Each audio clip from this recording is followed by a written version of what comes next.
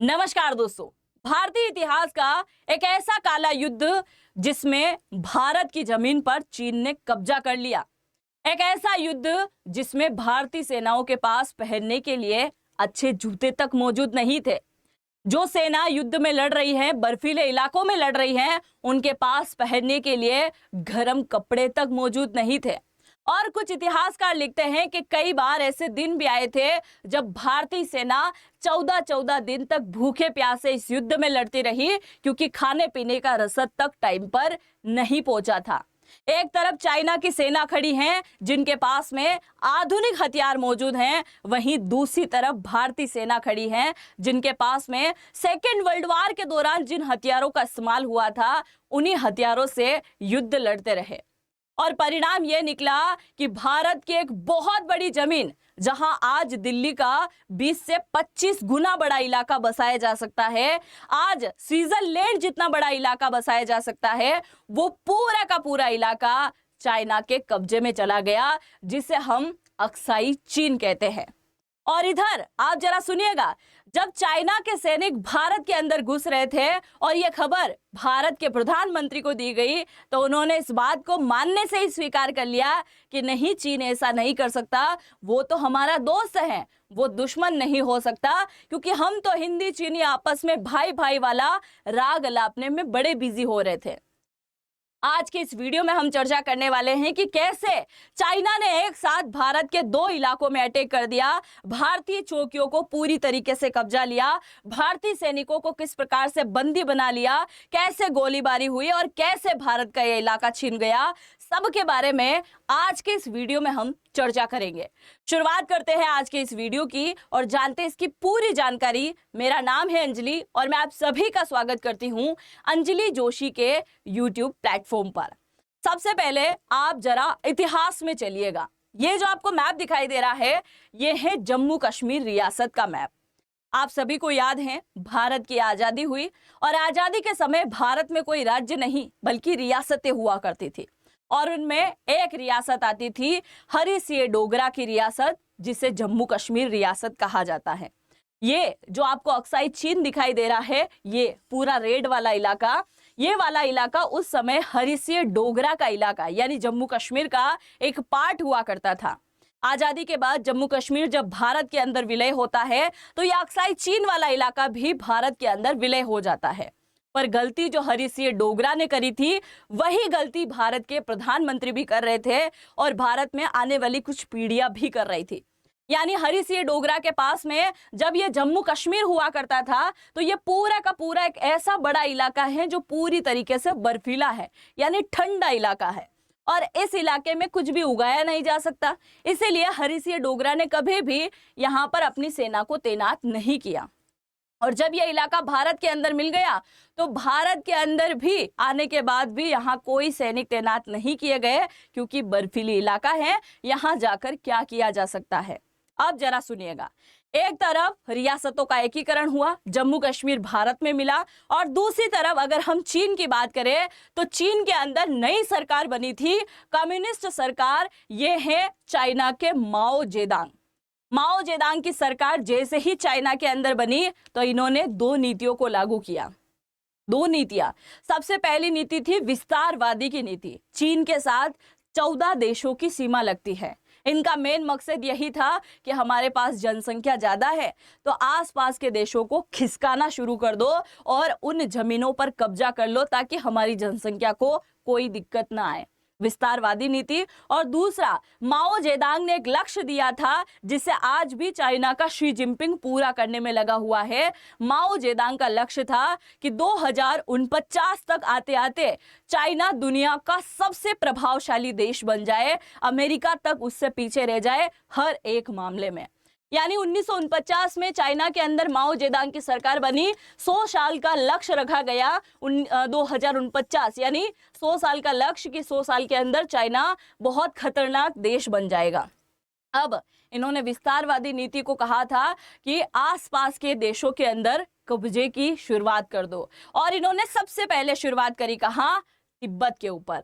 आप जरा देखिए, क्या आपको दिखाई दे रहा है कि हमारी सीमा चाइना के साथ में साझा हो रही है, बल्कि हमारी सीमा अरुणाचल प्रदेश से लेकर यहां तक किसके साथ साझा हो रही है? तिब्बत के साथ। अब चाइना की नजर किसके ऊपर थी? तिब्बत के ऊपर थी, और इसी वजह से माओ जेदांग के आदेश से चाइना की सेना चाइना से निकलकर तिब्बत के अंदर घुस गई। और उस समय तिब्बत ज्यादा प्रभावशाली देश नहीं था, अच्छी ताकतवर सेना भी इसके पास मौजूद नहीं थी। फिर भी तिब्बत की सेना ने बहुत बहादुरी के साथ में चाइना की पीएलए, पीपुल लिबरेशन आर्मी के साथ में बड़ी खतरनाक तरीके से लड़ाई लड़ी, और अंततः परिणाम यह निकला कि तिब्बत की सेना को अपनी हार स्वीकार करना पड़ा, उनके सामने झुकना पड़ा, क्योंकि वो युद्ध में नहीं जीत पाए। और जब ये युद्ध में नहीं जीत पाए तो पूरी तरीके से तिब्बत का नियंत्रण किसके हाथों में चला गया? चाइना के हाथों में चला गया। यानी 1950 के अंदर चीन तिब्बत के अंदर घुसा, और 1951 में यह अनाउंस किया जाता है कि आज से तिब्बत पूरी तरीके से चाइना का भाग है। जल्दी से जल्दी तिब्बत को कहां मिला लिया गया?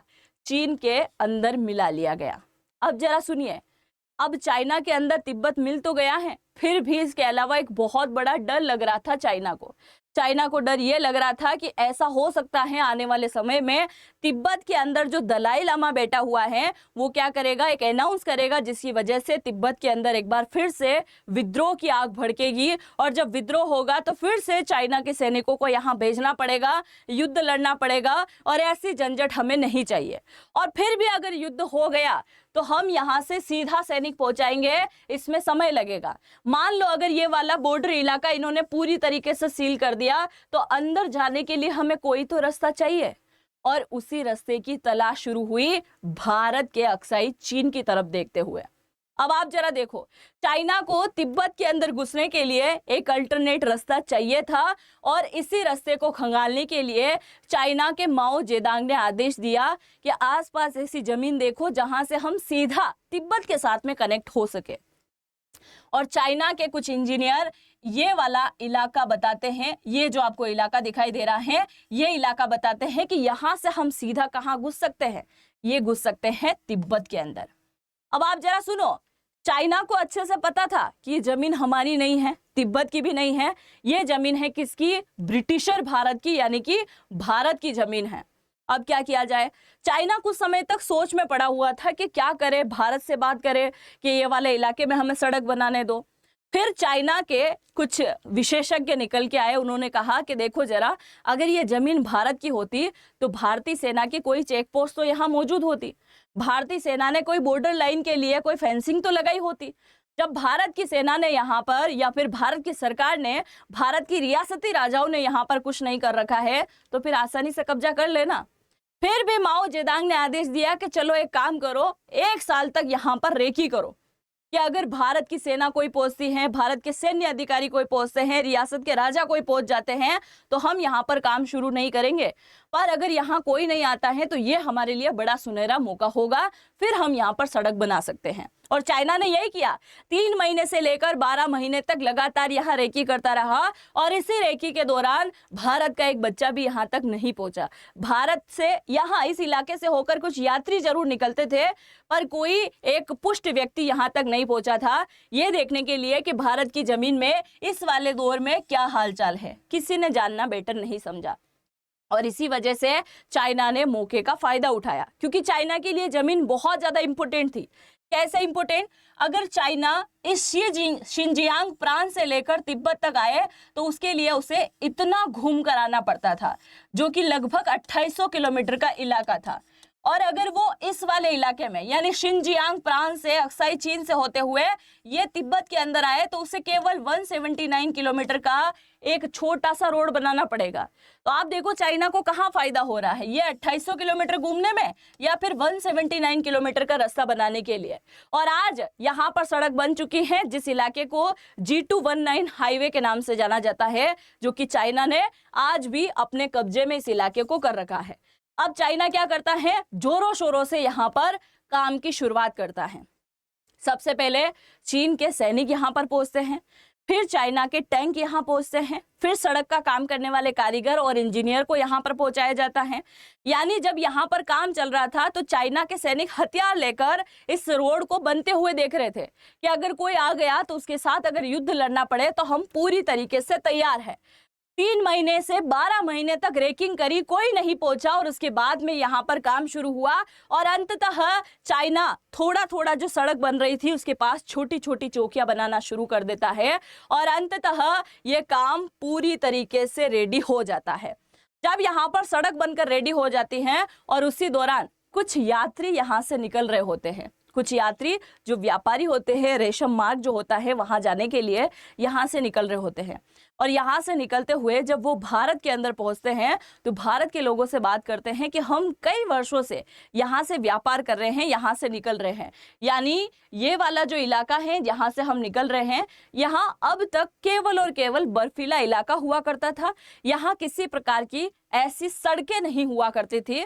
आज यहाँ सड़क बन गई है और सड़क बनी है वो तो समझ में आता है, पर उस सड़क के ऊपर चाइना का एक टैंक घूमता हुआ दिखाई दे रहा है, चाइना का टैंक घूम रहा है। जब उन लोगों ने भारत के कुछ लोगों को ये बात बताई तो भारत के कई सारे लोगों ने उस बात को स्वीकार करने से इनकार कर दिया।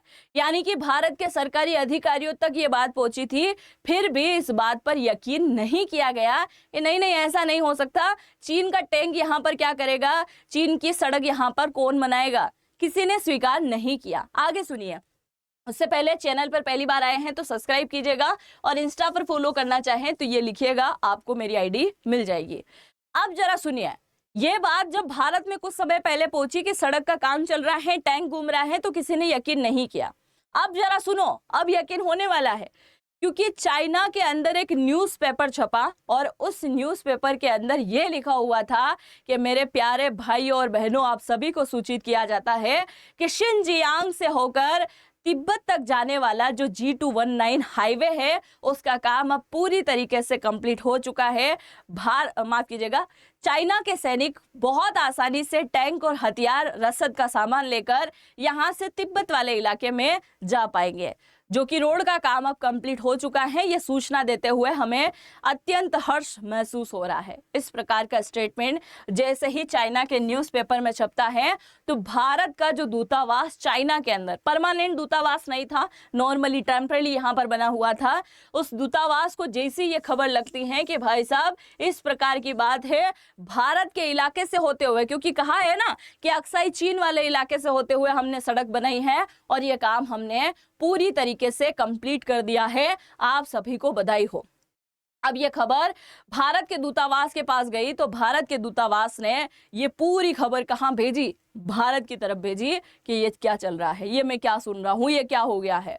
जैसे ये खबर भारत के अंदर आती है तो भारत के संसद में बहुत बुरी तरीके से हलचल मचना शुरू हो जाती है, लगातार मीटिंगें होना शुरू हो जाती है और फिर बुलाई जाती है भारतीय संसद में बहस। और भारतीय संसद में जब चर्चा होती है, बहस होती है, तो भारत का विपक्ष पंडित नेहरू से यह सवाल करता है कि ऐसा कैसे हो सकता है जब ये भारत की जमीन है, जम्मू कश्मीर रियासत का एकीकरण किया गया, हरी सिंह डोगरा ने अपने मैप में दिखाया कि ये इलाका उनका है, तो इस इलाके के ऊपर चाइना सैनिक कैसे भेज सकता है, यहाँ पर सड़क कैसे बना सकता है, यहाँ तक टैंक कैसे भेज सकता है। आपको इसका जवाब देना होगा, आपकी कूटनीति बड़ी खराब है, यहाँ तक कैसे चाइना के सैनिक पहुंच गए। बार बार संसद के अंदर कई प्रकार की आवाज गूंजती रही। जवाब सुनिएगा, पंडित नेहरू का जवाब आता है कि ऐसा नहीं हो सकता, चाइना हमारा बहुत अच्छा दोस्त है, इसीलिए हम हिंदी चीनी आपस में भाई भाई का राग अलापने में बिजी हैं। ऐसा नहीं हो सकता, चीन हमारे साथ कोई दुश्मनी नहीं कर सकता, ये गलतफहमी है, गलत खबर है। चाइना ने अपने ही इलाके में सड़क बनाई होगी, हमारे इलाके में सड़क चाइना नहीं बना सकता। ठीक है भाई साहब, कुछ समय निकला और उसके बाद में यहाँ पर कुछ सैनिकों को भेजा जाता है। अच्छा, सैनिकों को जाने में भी यहाँ पर 14-15 दिन लग गए, क्योंकि सड़क नहीं है, बर्फीला इलाका है, पहुंचने में टाइम तो लगेगा। अब जैसे ही इस इलाके में सैनिक जाकर रेकी करके आते हैं तो पता चलता है कि भारतीय सीमा के अंदर ही सड़क बनी है। अब फंस गए पंडित नेहरू। अब बोले अब क्या किया जाए, तो पंडित नेहरू ने बोला ठीक है, भारत की कूटनीति लगाते हैं और चाइना को तलब करते हैं, चाइना के पास खबर पहुंचाते हैं। अब भारत के विदेश मंत्रालय की तरफ से आवाज जाती है चाइना के विदेश मंत्रालय की तरफ कि आपने हमारे इलाके में सड़क बनाने की कोशिश कैसे करी, कैसे आपने यहाँ पर चाइनीज सैनिकों को लाकर बिठाया है, कृपया इन सैनिकों को पीछे हटाने के लिए कहिए और सड़क का काम जो आपने किया है वह उसे वहीं स्टॉप कर दीजिए। ये खबर चाइना पहुंचती है और अब जरा सुनिए चाइना की तरफ से जवाब आता है। चाइना ने कहा कि हमारी जमीन है, हम हमारे जमीन में कुछ भी करें, हमारे आंतरिक मामलों में भारत को हस्तक्षेप करने की कोई जरूरत नहीं है, क्योंकि ये हमारा इलाका है और हमने इस इलाके पर सड़क बनाए या कुछ भी बनाए, आपको बोलने का कोई हक नहीं है। जैसे ही चाइना ने इस प्रकार की बात कही तो भारत को बहुत ज्यादा गुस्सा आ गया और भारत ने उसी गुस्से के चलते कुछ सैनिकों को उस इलाके तक भेज दिया। पहले कुछ सैनिक गए थे, चेक करके आए, अब ज्यादा मात्रा में सैनिकों को उस इलाके में भेजा ताकि चाइना को आगे बढ़ने से रोका जा सके। और इस इलाके में जैसे भारतीय सैनिक पहुंचे तो चाइना के सैनिकों को गुस्सा आने लगा कि ये हमें डराने के लिए यहाँ तक आए हैं, और इसी वजह से पहली बार भारत और चाइना के बीच में एक झड़प होने वाली थी। और यह झड़प एक जगह नहीं बल्कि 2 जगह हुई थी। आप जरा देखिए, ये आपको दिखाई दे रहा है हमारे देश का मैप। हमारे देश के मैप में ये आपको दिखाई दे रहा है, ये है अरुणाचल प्रदेश और ये रहा हमारा अक्साई चीन वाला इलाका, है ना। अब चाइना के सैनिकों ने भारतीय सेनाओं का ध्यान भटकाने के लिए क्या किया, एक साथ 2 जगह झड़प शुरू कर दी। ये तिब्बत वाला इलाका है जहां पहले से ही चाइना आकर बैठा हुआ है। इधर चाइना के कई हजारों की संख्या में सैनिक आ गए। चाइना के सैनिकों ने 1959 के अंदर अचानक से भारतीय सेना के ऊपर हमला कर दिया। अचानक से कहां पर किया, तो ये अक्साई चीन वाले इलाके में, ये जो हमारा एलओसी वाला भाग है, यहां पर हमारे सैनिक आकर बैठे हुए थे। ये वाला इलाका जिसे लद्दाख का कोंगला ला यानी कोंगला दर्रा कहते हैं, और इसी दर्रे के अंदर एक झड़प शुरू हुई जिसमें कई सारे भारतीय सैनिक शहीद हो गए थे, कई सारे खून में लथपथ हो गए और कई सारे सैनिकों को चाइना के सैनिक उठा कर ले गए, यानी कि बंदी बना लिया। अब एक झड़प इधर चल रही है, उसी समय 1959 के उसी समय उसी दिन एक झड़प चाइना के सैनिकों ने इधर से शुरू कर दी, क्योंकि तिब्बत से बहुत आसानी से अरुणाचल प्रदेश वाले इलाके में आया जा सकता है। अरुणाचल प्रदेश का 2 इलाका, एक नेपा वाला इलाका और एक है तवांग वाला इलाका, पास वाला इलाका है। इस इलाके के अंदर सेना घुसती है और सेना ने क्या किया, यहाँ पर जो भारतीय सेना की चौकियां बनी थी उन चौकियों को पूरी तरीके से तोड़फोड़ कर दिया। पहली बार यहाँ गोलीबारी हुई जिसमें हमारे कई सारे सैनिक शहीद हो गए, यानी चाइना और भारत की एक पहली बार झड़प हुई थी। अभी तक युद्ध नहीं चल रहा है, अभी तक चाइना ने भारत को अपना दुश्मन भी नहीं माना है, बस भारतीय सेना को यहाँ पर देखकर बौखला गया, जिसकी वजह से इसने इस प्रकार का कारनामा किया ताकि भारतीय सेना यहाँ से लौट जाए। अब यहाँ से कहानी शुरू हो रही है कि किस प्रकार से चाइना बुरी तरीके से भारत का दुश्मन बनता है, क्योंकि चाइना का ईगो हर्ट हो जाता है। ईगो कैसे हर्ट होता है, यहाँ झड़प हुई थी कि उसके कुछ समय बाद ही ये जो आपको दिखाई दे रहे हैं ये तिब्बत के अंदर रहने वाले दलाई लामा है, जो कि तिब्बत के लोग इनकी बात बहुत अच्छे से मानते हैं। ये है 14वें दलाई लामा, अभी भी यही दलाई लामा है। ये दलाई लामा, इनको बुरी तरीके से चाइना की तरफ से परेशान किया जाता है और ये इतने परेशान हो जाते हैं कि ये यहाँ तिब्बत से निकलकर कहाँ आते हैं, भूटान के अंदर, और भूटान से आते हुए ये अरुणाचल प्रदेश का एक जिला है जिसका नाम है तवांग वाला इलाका। इस तवांग वाले इलाके में घुसकर भारत में आ जाते हैं और भारत की सरकार से शरण की मदद मांगते हैं कि हम आपके यहाँ शरणार्थी बनकर आए हैं, कृपया मानवता के नाते आप हमारी मदद कीजिए। अब तिब्बत से दलाई लामा निकलकर भारत आ जाते हैं, कुछ समय हिमाचल प्रदेश के अंदर, आज भी वही है, हिमाचल प्रदेश, कुछ समय अरुणाचल प्रदेश, और ऐसे करके भारत ने उनको एक स्थान दिया, धर्मशाला, आज भी यहीं बसे हुए हैं। भारत ने उनको शरणार्थी बनकर आए थे और भारत ने उनको शरण दी, भारत ने रहने का स्थान दिया। और यही बात बुरी तरीके से चाइना के माओ जेदांग को चुभ गई। इसने बोला कि अब आप चाइना के आंतरिक मामलों में हस्तक्षेप कर रहे हैं, क्योंकि चाइना ने अभी हाल ही में तिब्बत पर कब्जा किया। तिब्बत में जिस इंसान की सबसे ज्यादा चलती है यानी दलाई लामा, उसे भारत यहाँ पर शरण दे रहा है, मतलब हमसे खुले तरीके से वो युद्ध की चुनौती देने में लगा हुआ है। और इसी वजह से अब भारत को सबक सिखाना बहुत ही ज्यादा जरूरी है, ये सोच लिया था चाइना ने। अब एक तरफ चाइना युद्ध की तैयारी चल रहा है, बिल्कुल बहुत अच्छे से तैयारी कर रहा है माओ जेदांग के नेतृत्व में, और दूसरी तरफ भारत को यह दिखाने के लिए आ रहा है कि नहीं, हम आपके साथ आज भी दोस्ती का नाता रखना चाहते हैं। और इसी वजह से 1960 के अंदर, यानी दलाई लामा के आने के कुछ ही महीनों के बाद, 1959 में अंतिम महीनों में वो आते हैं, 1960 के अंदर चाइना के प्रधानमंत्री, ये जो माओ जेदांग राष्ट्रपति जी हैं, माओ जेदांग के अलावा जो प्रधानमंत्री हैं चाइना के, हो एनालाई, ये भारत के अंदर पहुंचते हैं और भारत के पंडित नेहरू के साथ में इनकी चर्चा होती है, जहां प्रधानमंत्री जी, चाइना के प्रधानमंत्री जी की तरफ से कहा जाता है कि सीमा विवाद का तो कोई चर्चा होनी नहीं चाहिए, क्योंकि ये इलाका तो हमारा है और हमने हमारे ही इलाके में सड़क बनाई है, भारत को यहाँ आपत्ति नहीं करनी चाहिए, हम नक्शा दिखाने के लिए भी तैयार है।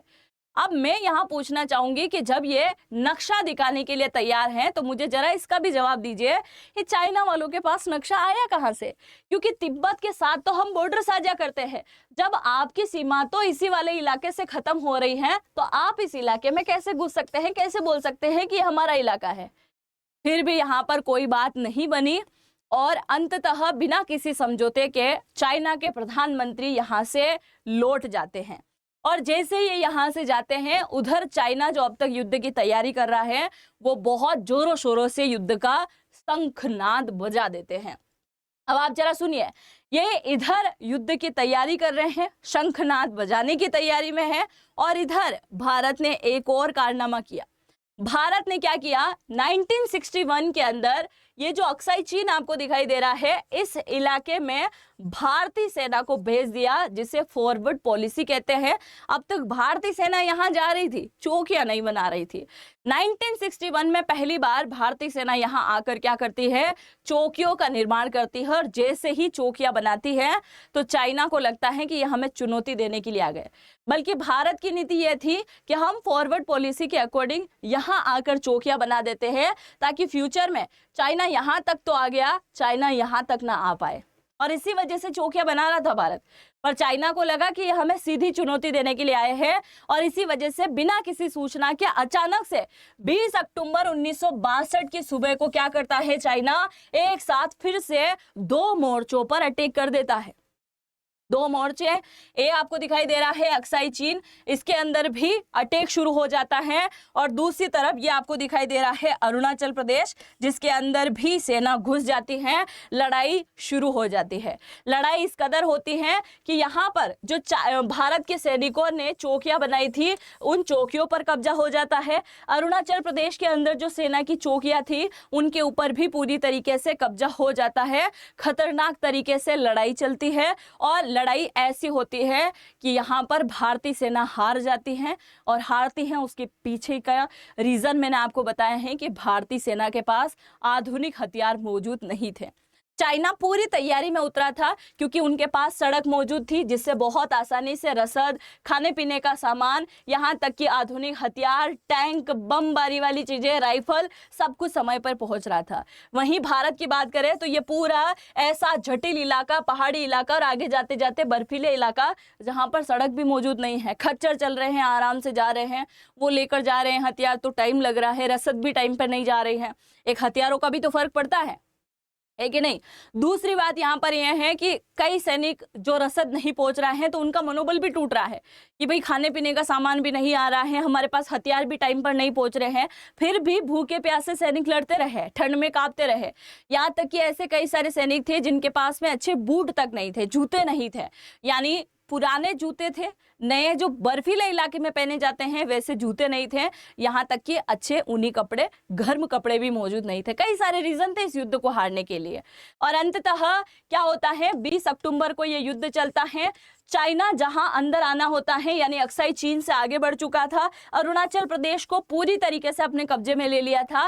और अंततः 20 अक्टूबर को जब युद्ध शुरू हुआ था 1962 में, और 21 नवंबर के आते आते, यानी टोटल 31 दिन की हम बात करते हैं, जिसे आप सामान्यतः 30 दिन का युद्ध कह सकते हैं, कहीं 31 दिन, कहीं 32 दिन कहा जाता है, तो 30 दिन का आप इसे 1 महीने का युद्ध मानिए। और 21 नवंबर 1962 को अंततः चाइना की तरफ से एक तरफा अनाउंस कर दिया जाता है कि हमें जो चाहिए था हमें मिल चुका है, इस युद्ध को हम यही खत्म करते हैं। यहाँ से चाइना के सैनिक पीछे हट जाते हैं, यानी अरुणाचल प्रदेश पूरी तरीके से चीन के कब्जे में चला गया था। फिर भी चाइना ने बोला कि हमें यह नहीं चाहिए, इसीलिए चाइना के सैनिक यहाँ से पीछे हट गए और अक्साई चीन वाले इलाके से पीछे नहीं हटे, जिसे हम लाइन ऑफ एक्चुअल कंट्रोल कहते हैं। इस इलाके में चौकियां बनाकर बैठ गए, यहाँ से पीछे नहीं हटे। और इसी वजह से आज चाइना की कहीं ना कहीं नजर अरुणाचल प्रदेश के ऊपर है, क्योंकि वो पछतावा आज भी चीन को होता है कि शायद उस समय हमने अरुणाचल प्रदेश को नहीं छोड़ा होता तो अच्छा होता, क्योंकि चाइना इसे दक्षिणी तिब्बत कहता है। तो आप जरा सोचिए कि जिस इलाके में कब्जा किया उसको इसने पूरी तरीके से खत्म कर दिया। अब युद्ध खत्म होने के बाद फिर से संसद के अंदर जब चर्चा होती है तो पंडित नेहरू की तरफ से जवाब जो आता है उसे जरा ध्यान से सुनिएगा। उनकी तरफ से कहा जाता है कि तो क्या हो गया अगर अक्साई चीन हमसे छीन गया, ये वाला इलाका क्या हो गया जो अक्साई चीन हमसे छीन गया, क्योंकि ये वाले इलाके में कोई खेती थोड़ी कर सकते हैं, क्योंकि बर्फीला इलाका है। इस इलाके में बैठकर क्या ही कर लेंगे, और सिर में बाल नहीं थे उनके। और ये स्टेटमेंट अभी कुछ समय पहले अमित शाह की तरफ से भी दिया गया है, कुछ बुक में भी लिखा हुआ है कि उन्होंने कहा था कि यहाँ पर खेती नहीं की जा सकती है, तो इसे पूरी तरीके से दे दिया तो क्या ही हो गया है, हमारे लिए ये टुकड़ा किसी काम का नहीं है। तो उसी समय संसद के अंदर मौजूद एक व्यक्ति की तरफ से कहा गया था, जो विपक्षी पार्टी से आता है, कि आपके सिर भी गंजा है, आपके सिर में भी कुछ नहीं उगाया जा सकता, इसीलिए अच्छा होता कि ये सिर भी उन्हें दे देते। तो अब जरा आप सोचिए, क्या जिस समय जिस इलाके में कुछ नहीं उगाया जा सकता है वो किसी और को दान कर ले? ऐसे तो राजस्थान का थार मरुस्थल, उसमें कुछ नहीं उगाया जा सकता, उसको दे दे क्या? कच्छ का रण जो पूरी तरीके से वैसे भी 10% हिस्सा ले गया है पाकिस्तान कच्छ के रण का भी, तो क्या कच्छ का रण भी हम किसी को दान कर दें? मतलब जिस इलाके में कुछ नहीं होता है, अगर दुश्मन ने छीन लिया है तो वहां से क्या ही फर्क पड़ता है, ऐसा स्टेटमेंट दिया गया। अब आप जरा देखिए, सैनिकों के पास अच्छे हथियार नहीं थे, युद्ध हुआ सेकेंड वर्ल्ड वॉर के दौरान जिन हथियारों का इस्तेमाल इनको करना था उन्हीं हथियारों से ये युद्ध लड़ रहे हैं। चाइना के पास में आधुनिक हथियार हैं और परिणाम यह निकलता है कि ये युद्ध हम हार जाते हैं, अक्साई चीन पूरी तरीके से चाइना के कब्जे में चला जाता है और हमारे 1385 जवान शहीद होते हैं, 1047 जवान घायल हो जाते हैं, 1696 जवान पूरी तरीके से लापता हो जाते हैं और 3968 सैनिकों को चाइना के सैनिक बंदी बनाकर ले जाते हैं, जो कि बाद में युद्ध का परिणाम आने के बाद उन्हें छोड़ दिया जाता है, कुछ को, पूरी तरीके से सबको नहीं, कुछ सैनिकों को यहाँ पर छोड़ दिया जाता है। बात होती है चाइना की, तो चाइना ने आधिकारिक रूप से बताया है कि 1100 सैनिक इसके शहीद हुए थे। बाकी अभी तक सार्वजनिक आंकड़ा इसने नहीं बताया कि कितने लापता हुए, कितने घायल हुए, बस शहीद बताए हैं इसने, जिसका आंकड़ा यहाँ पर सार्वजनिक है। अब आप मुझे जरा बताइएगा कि यहाँ पर अगर आधुनिक हथियार मौजूद होते आज जैसे मौजूद हैं, और आज इसी वाली जगह पर यानी लाइन ऑफ एक्चुअल कंट्रोल के आसपास भारत ने बहुत बड़ा सैन्य अड्डा बना दिया है, भारत ने यहाँ पर आधुनिक हथियार तैनात कर दिए हैं, भारत ने कई प्रकार की आधुनिक चौकियां बना दी हैं, सर्विलांस ड्रोन यहाँ पर रख दिए हैं, S-400 यहाँ पर हैं, हमारी खतरनाक फाइटर जेट और यहाँ पर मिसाइलें मौजूद हैं, आज चाइना आकर दिखा दे। तो ऐसे कई प्रकार के रीजन उस समय रहे थे, इसी वजह से ये इलाका हमसे छीन गया। बाकी अक्साई चीन को लेकर आप क्या सोचते हैं? क्या इसे लेने के लिए वापस सरकार को तैयारी करनी चाहिए? आप जो भी सोचते हैं अपनी राय को जरूर से कमेंट सेक्शन में लिखिएगा, और चैनल पर पहली बार विजिट किया है तो सब्सक्राइब भी जरूर से कर लीजिएगा। मिलते हैं नेक्स्ट वीडियो में। जय हिंद, जय भारत।